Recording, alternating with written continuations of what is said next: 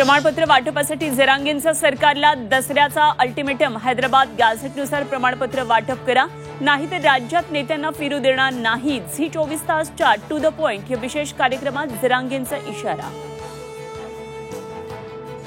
मराठा आंदोलनाशी अनेकांची नावं जोडली गेली, मात्र कुणा नेत्याचा हात असता तर दंगली घडल्या असत्या।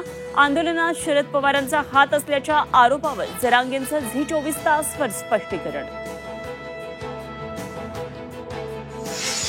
मनोज जरांगे धमकीची भाषा करतायत, विजय वडेट्टीवारांचा आरोप। तर देश संविधानावर चालतो, अल्टिमेटमची भाषा अतिरेकी विचारांची।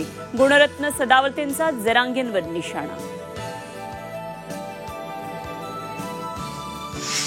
आगामी मनपा झेडपी निवडणुकीसाठी काँग्रेसचे स्वबळाचे संकेत।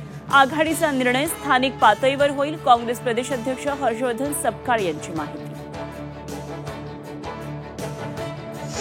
राज्यात पुढील 5 दिवस मुसळधार पावसाचा अंदाज। मराठवाडा विदर्भात जोरदार पावसाची शक्यता, तर मुंबईसह ठाणे पालघरमध्ये हलक्या ते मध्यम सरींचा अंदाज।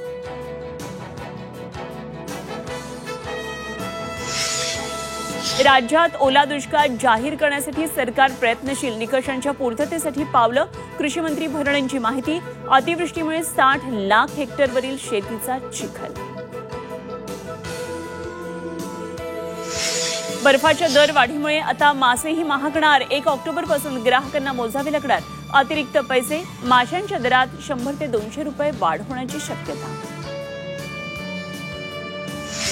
एसटी महामंडळात लवकरच मेगा भरती। 17,450 चालक आणि सहाय्यकांची कंत्राटी पदं भरणार। 2 ऑक्टोबरपासून भरती प्रक्रियेला सुरुवात। परिवहन मंत्री प्रताप सरनाईक यांची घोषणा।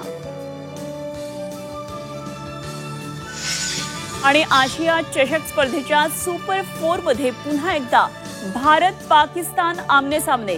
हँडशेक वादानंतर पाकच्या रडारवर असलेले अँडी पायक्रॉफ्ट हेच सामनाधिकारी।